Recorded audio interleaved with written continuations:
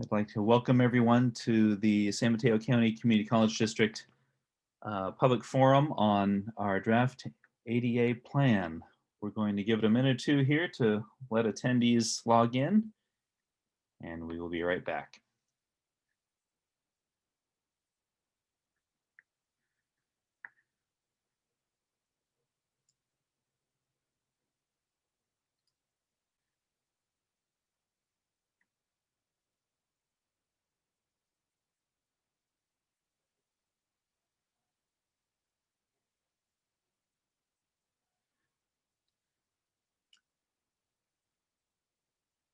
And Josh, while we're waiting, the captions look a little small. You think I should increase the size?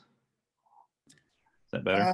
They look okay on my end, and also I think that attendees should have the capability to adjust the size of the captions on there, and if they go under CC and then subtitle settings. So if anyone's listening and they'd like to change their subtitle settings, I think that's how you would do it, is going to the CC button on your toolbar and select subtitle settings, and then you'll have the ability to manipulate some of that.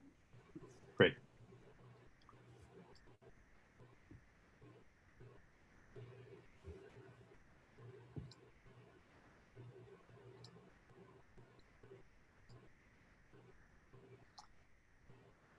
Okay, I think we'll get started. Welcome again to the San Mateo County Community College District public town hall meeting on our draft ADA plan for the district. I'm Rich Rojo. I do district communications. I'll host the meeting today, and we'll get kicked off here in just a moment. Before we start, I'd like to make some announcements.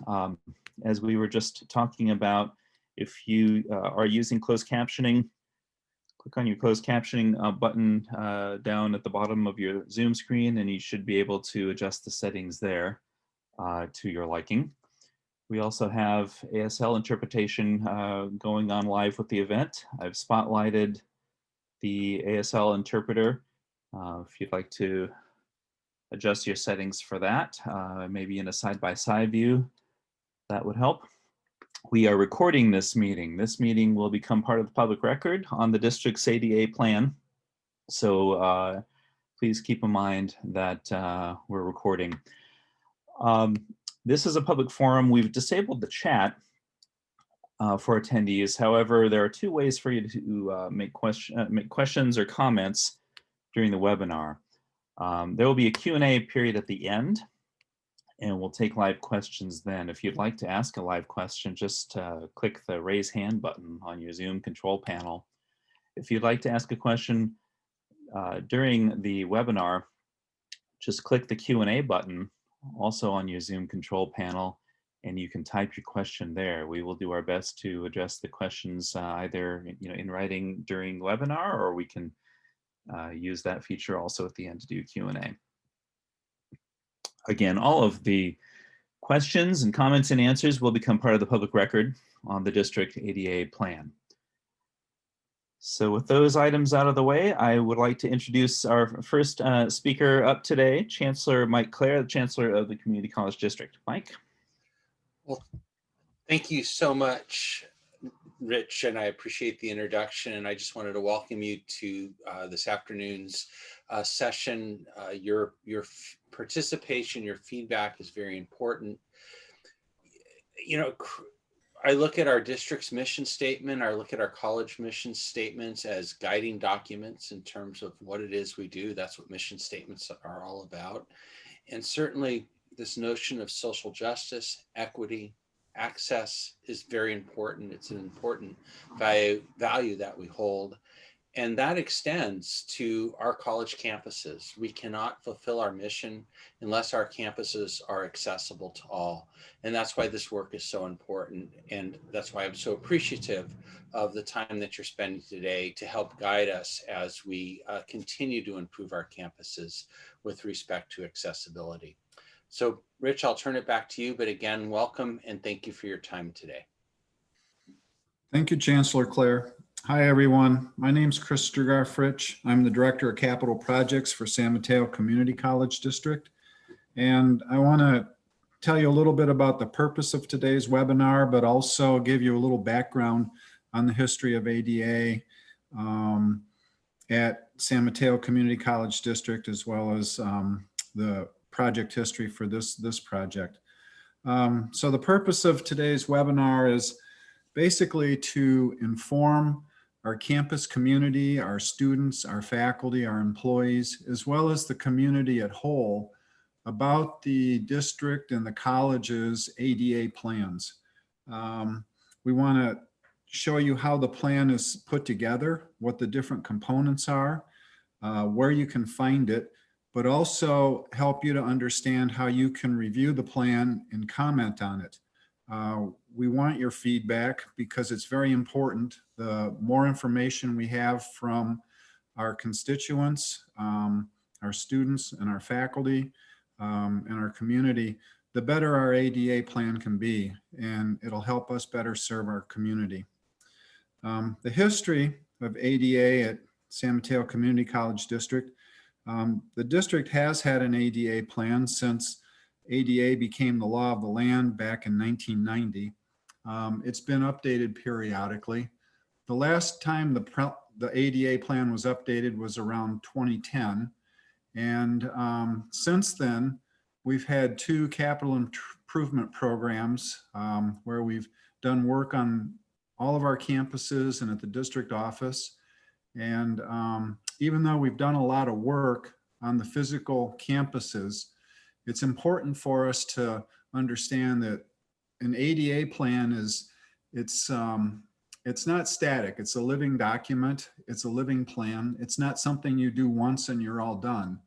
And even though we've done a lot of capital improvement projects throughout the district, the codes have changed since some of those projects have been completed. So reviewing and updating our plan is critical to making sure that even in areas where we've recently completed work, where there's been changes to the building codes for accessibility, that we can identify those code changes and make sure that even our new facilities are brought up to date. So that's pretty much in a nutshell why we're doing this. And what you'll hear today, you'll hear about the plan. And what you'll find is that there's actually 2 parts to it. There's what's known as the transition plan, the ADA transition plan. And that's essentially a plan that identifies barriers in the physical or the built environment throughout the campuses. And then the second portion is the self-assessment survey. And the self-assessment survey is how does the colleges and how does the district actually deliver services for our community that requires accommodations. And so our team that has put together this draft plan, about 1.5 years ago, we hired Sally Swanson Architects as our consultant to help us put the plan together, to identify where the gaps were in our current plan, as well as help us move the plan forward. And you'll hear from Sally Swanson Architects and how the plan is assembled. With respect to the transition plan, Sally Swanson was on site 1 year ago last summer. They physically surveyed all of our sidewalks, our roadways, our approaches to sidewalks, entrances to buildings, inside the buildings, all the spaces that the public would go to or have a need to use. And they've identified over 5,000 items that require mitigation to some barriers. And another important person on our team is Heidi Rank. She's from Swinnerton Management Consultants, and Heidi is the project manager for this project. And Heidi will talk later about the implementation. How we plan to move forward once the plan has been adopted by our trustees to mitigate the barriers and obstacles for accessibility. So I also want to note that this plan is not something that was just done in a vacuum. We reached out to all the campuses and people at the district office, and the plan has been informed by the executive leadership team of all the colleges, the president's councils and cabinets, the department directors for disability resource centers, human resources, the libraries, public safety, ITS, auxiliary services, facilities maintenance and operations, athletics, and student services. They've all been engaged to get input to help inform the current draft of the ADA plan. And so what I want to do now is turn it over to Josh from Sally Swanson Architects, and he's going to start showing us how the plan has been put together. Josh? Thanks, Chris. Thank you for that introduction. And for all of you out there, my name is Josh Klipp. I am the ADA Policy Specialist for Sally Swanson Architects. I am responsible primarily for implementing what Chris described as a self-evaluation process. And so before we go into that, I just want to give a little bit of history on why this evaluative process exists and some of the legal obligations for the San Mateo Community College District, which is per the ADA, a Title II entity. Next slide, please, Nico. Great. So the ADA turned 30 years old this year. And some of the reasons why it is so important, anybody who has ever even had a temporary disability has experienced the frustration over inaccessible physical spaces or even inaccessible services and activities. This slide kind of lays out just a few of the reasons why it is particularly important in this day and age. First of all, social changes. We've got medical advances that enable people to be out in the world and to interact in the world and with other people for longer periods of time. Increased lifespans, which sort of ties into this bullet a little bit lower, senior citizens. So as we live longer and persons who are older tend to have more limitations. And so it is increasingly important that our physical spaces and our programs, services, and activities be fully available to them. We have a lot more returning veterans, and also just the importance of accessibility in planning and construction. Next slide, please. All right. So this slide refers to what I mentioned earlier, which is Title II of the ADA and the district's responsibilities under this law. And I will just read this to you briefly. Is the general prohibitions per the ADA against discrimination. And that is that no qualified individual with a disability shall, on the basis of disability, be excluded from participation in or be denied the benefits of the services, programs, or activities of a public entity or be subjected to discrimination by any public entity. And then the lower part of this slide just looks at briefly the legal mandates of the ADA Title II. And first you see here the self-evaluation, which is what I'm going to describe, the transition plan, which is what Nico will talk about, and then the ADA notice of compliance, grievance system, and appointment of responsibility all sort of fall also under the self-evaluation process. Next slide, please. Okay. So this slide describes the key components of the self-evaluation and transition plan. The first bullet point here is a survey of the built environment, which Chris described and which Nico will go into some detail. The second bullet point is a survey of program services and activities. That is the self-evaluation, which I will describe. And then once those things are done, we come up with a plan for barrier mitigation, a schedule for barrier mitigation, and then the appointment of a district official to administer this plan for barrier mitigation, which that will be discussed later on in this presentation. Next slide, please. All right, we turn it over to Nico. Thanks, Josh. I'm Nico Samovic. I am with Sally Swanson Architects. I am a project manager, database manager for Sally Swanson, and I work a lot on the physical side of ADA and access. So I'll be covering the transition plan process. So the transition plan process basically documents all architectural barriers where programs take place. And that just means that we document the barriers in the built environment, in your buildings, the sidewalks, things that are actual physical spaces. Then we make alterations to provide program access. So this just means providing solutions to those barriers so that people with disabilities can access the same program space. And then description of structural modifications, and then a timeline for completing the work. So our facility survey methodology, we start with the exterior components of a survey. So we look at the site entry point, we look at parking, we look at transit, any drop-off locations, as well as the entrance. The reason we start here is that if a person cannot access the front door of the building, they can't access any programs within the building.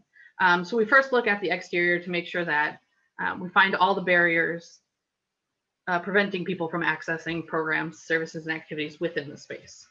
Next, we will look at the interior where the programs and services are actually housed, such as classroom, bookstores, cafeterias, things like that. And then we also look at supporting features such as restrooms and drinking fountains. Lastly, for Title I, which is employment, we look at staff-only areas. So the transition plan update, the current status. So currently as Chris mentioned, we had conducted a barrier survey on the district office, Kenyatta College, the College of San Mateo, and Skyline College. And then we have a draft transition plan that is completed, and it's up on the websites for each college as well as the district for the public to review and comment.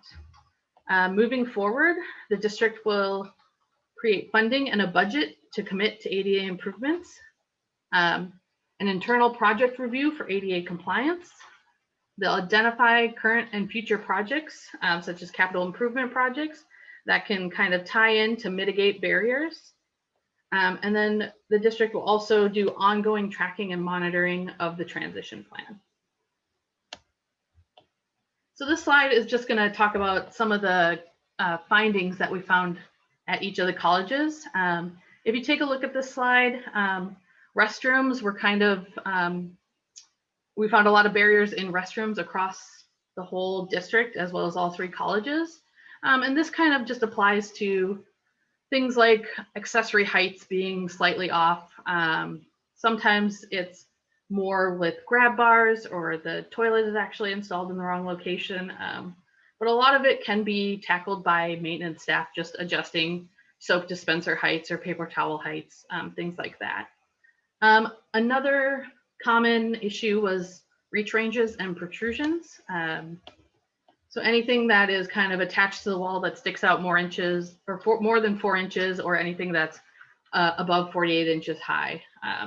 And then we also found some door vision light door pressures as well. So this is a transition plan report and database. So this is what, if you go and look at the document online, this is kind of what you'll see for the transition plan. And this is how the barriers are laid out. We have a facility, and then it'll list each barrier with a picture. It'll have the item description, as well as the as-built measurement that was taken during the time of survey, as well as a proposed solution.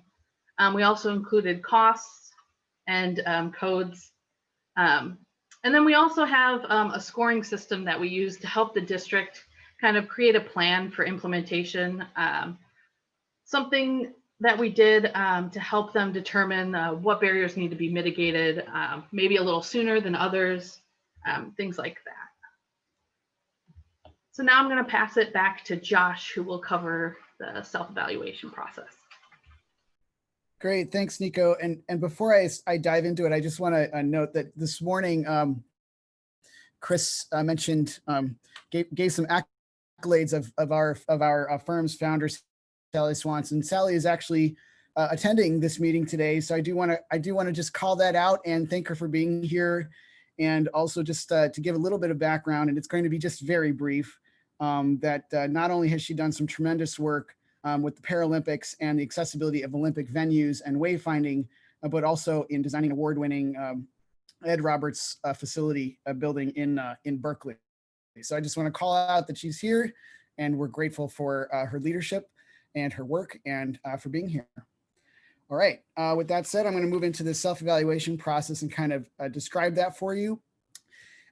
So Nico just did a great job describing how we evaluate built environments. And typically when people think about accessibility, they are thinking, in fact, about a built environment. They're thinking about sidewalks and ramps and restrooms and those things. What the self-evaluation process does is it takes a look at the accessibility of everything else. So all of the ways that we interact with one another, all the ways that we access services and activities and participate in the offerings of the San Mateo Community College District. How do we do this? So what we do is we put together a group of surveys, and the surveys are grouped sort of by subject matter.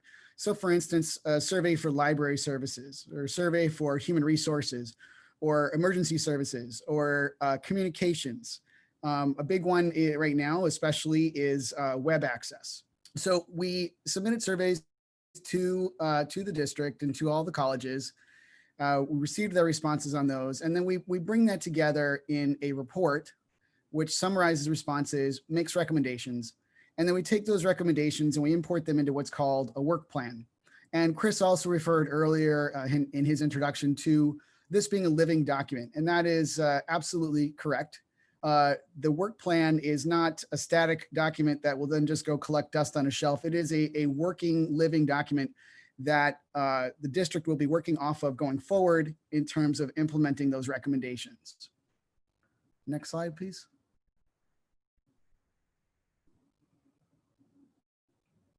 Great, thanks, Nico. So the current status is that the surveys have been completed. We've done all the evaluations. There is a draft report. And the work plan has been created, taking those recommendations. And again, those are based on law and best practices. There will be the final report will eventually be finalized in consensus with the district.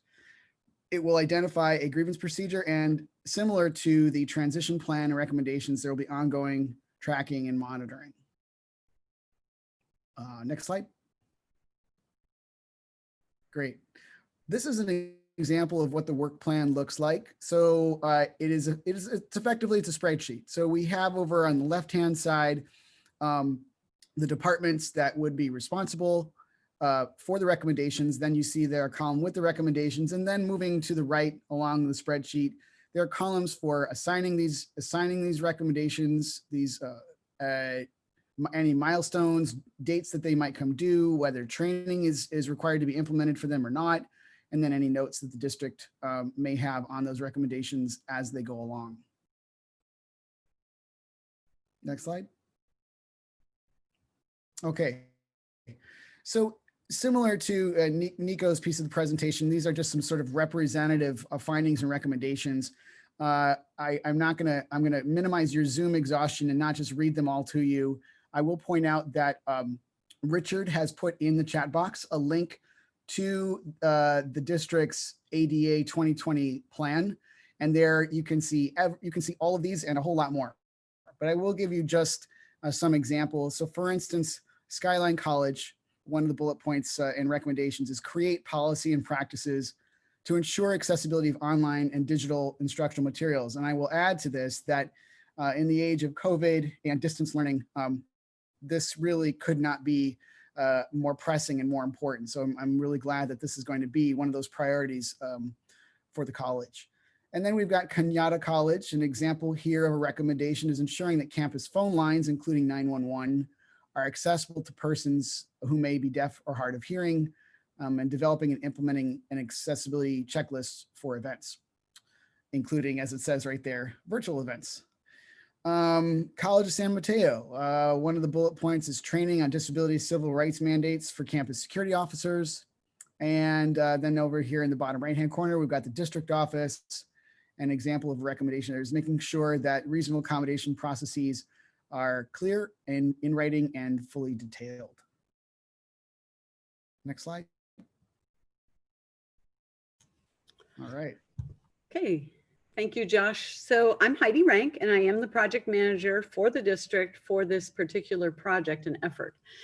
So one of the things that we had to figure out was like, how do we even get started? Sally Swanson identified over 5,000 items to the tune of over $30 million of just physical barriers to remove. So an easy way to do it would be to just say, okay, $30 million, let's do $3 million a year over 10 years, done. But we got into a little more specifics with what can we do this year as we're going through this process. So here's kind of 5 bullet points of things that we can do now. So one was to find some things that were readily achievable, easily achievable. And Sally Swanson also gave us a very robust database, Excel base that can be sorted. So for example, you can see here that there's adding wheel stops to prevent car bumpers from extending into the path of travel. That's a pretty easy thing that the facilities team can do. And trimming vegetation, things like that. Bullet point number 2, there's some things that facilities does anyway. They have a preventative maintenance checklist where they go around and they do test door closers to make sure that they're not slamming shut on people.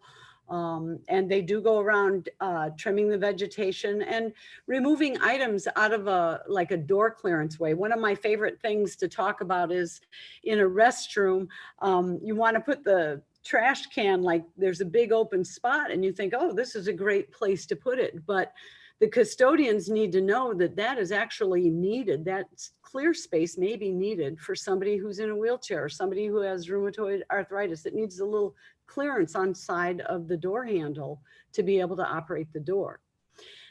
Another thing that we noticed was, let's see here, the complaints. One day I was walking up the stairs outside at College of San Mateo, and there was a person that needed to use the handrail to get up the stairs, and the bushes were kind of in the way, and so she had to use her hand on the bushes. I immediately called facilities and grounds, and within like that day, all that stuff was trimmed and taken care of. So it's important for all of those that are involved with facilities and even members of the community, staff and faculty, and even other students to report things that they see. Vending machine reach ranges. There's a lot of vending machines on campus, and some of them are older, and they actually, where you put your credit card in or your coins in is really too high for some people. And so we're going to make sure that those get traded out. And of course, any new facilities, we're going to make sure that we get the new vending machines that are at the proper heights. So we can fix all that right away. Then the last thing is not necessarily barrier removal, but it's really important to provide training for the custodians, for the ground staff, for the maintenance staff. Maintenance gets a request to add a soap dispenser like Nico was talking about. They need to at least have an idea of where it needs to be mounted, or at least ask the question. And it's something that can be done kind of like defensive driver training. It should be something that should be regular.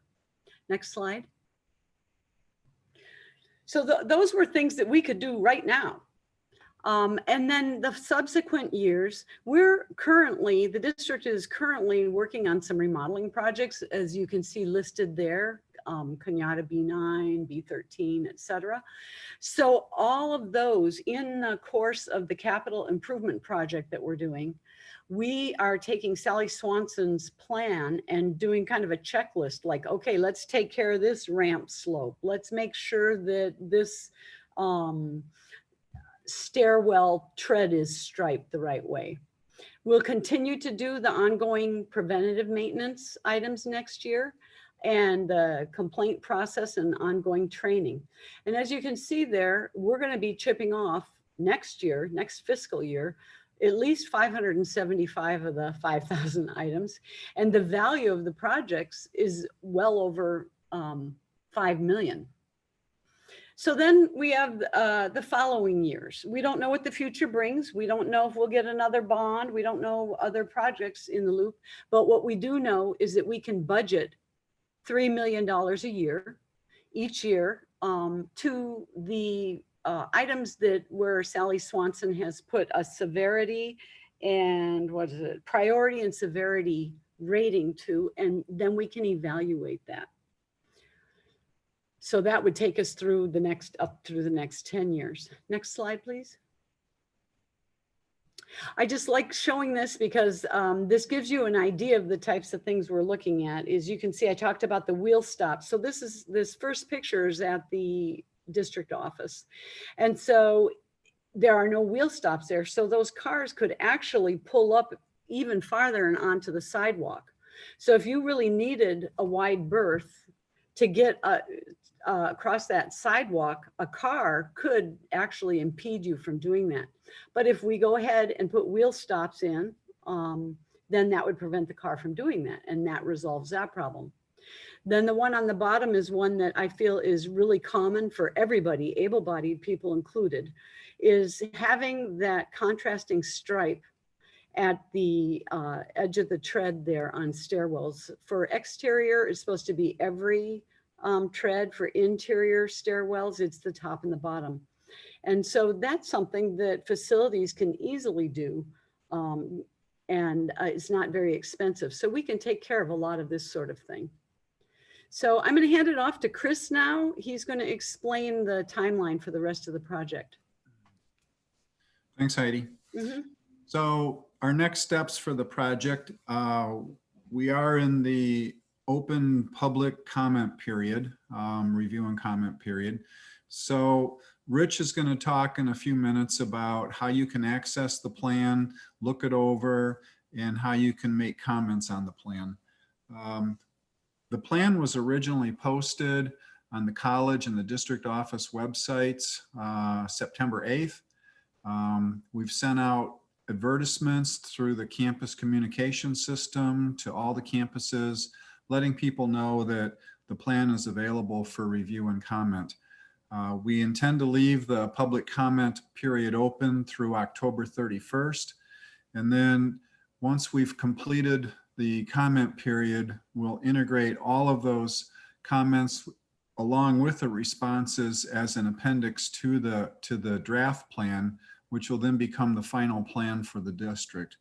And then we plan to do that work in November and have the plan available so that we can present it to the trustees, the San Mateo Community College District Board of Trustees on December 9th for adoption. And those are our next steps. So I'm going to turn it over now to Rich, and he can walk us through how you can all access the plan. Thank you, Chris. So again, in the chat, we've pasted the URL that you can click on to go to the district's webpage on this project. You can also see on the slide here, actually, if you just go to the district homepage, smccd.edu, you'll find a link from that homepage, as well as news stories on all three of the college homepages. So made it pretty easy to find. And there's also a comment form available, which I will show you now. So Nico, if I can take over the screen sharing here. Just give me a moment.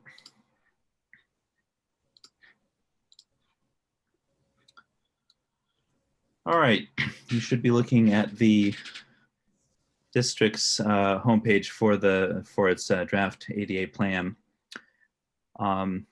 We had posted information, of course, on these public forums. This is the last one.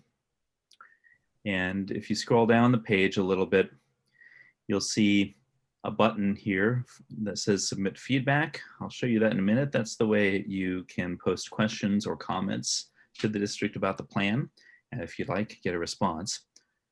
And then the plan is, as you might imagine, with all those items, it's rather long. If you'd like to download the full document, it's a PDF about 4,300 pages long.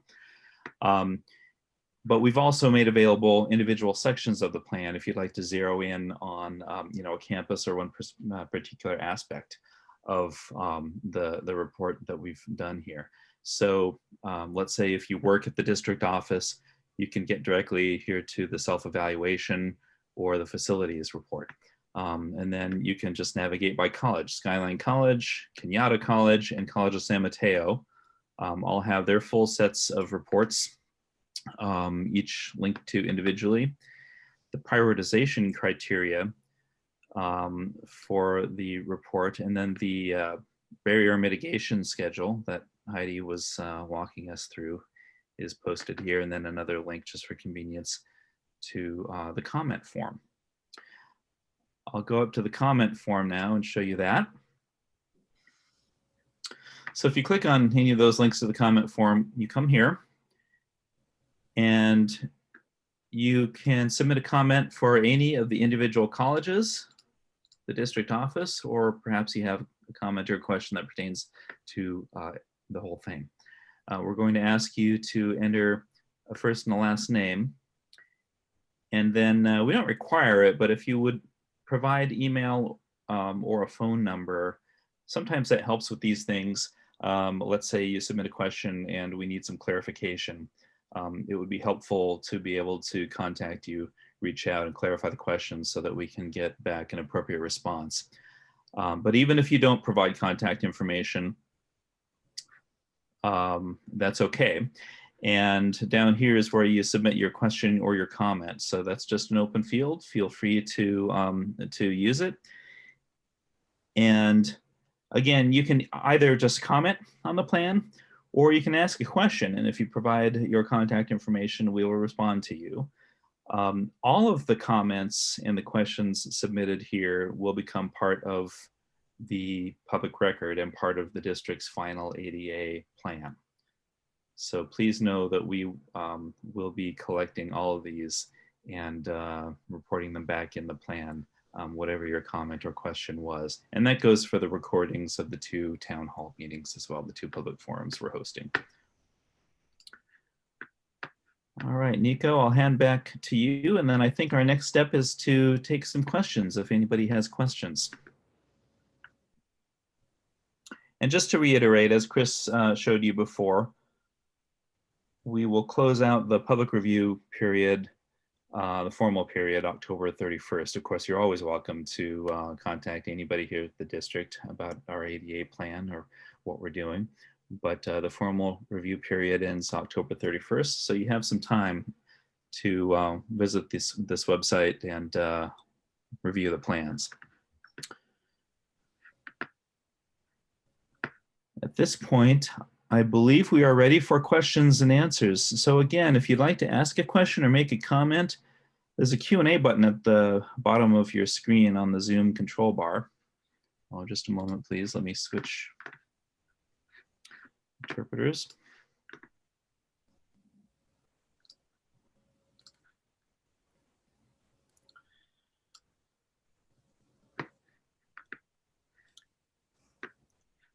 There we go. So there's 2 ways to ask a question. If you'd like to click on the Q&A button, you can do that. And we can read your question aloud if you'd like. Or as an attendee, you can also press the button to raise your hand and we can just call on you and turn on your mic and you're welcome to ask a question that way.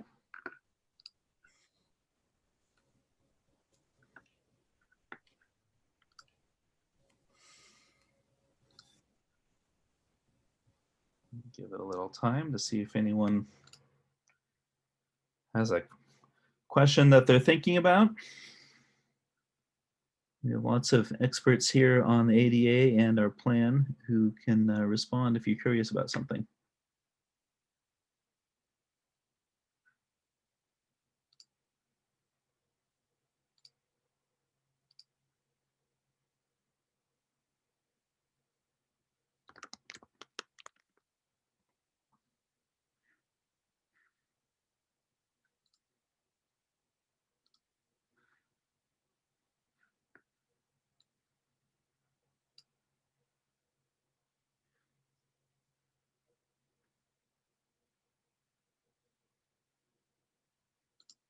Just give it a few more seconds in case someone wants to get a question or a comment in.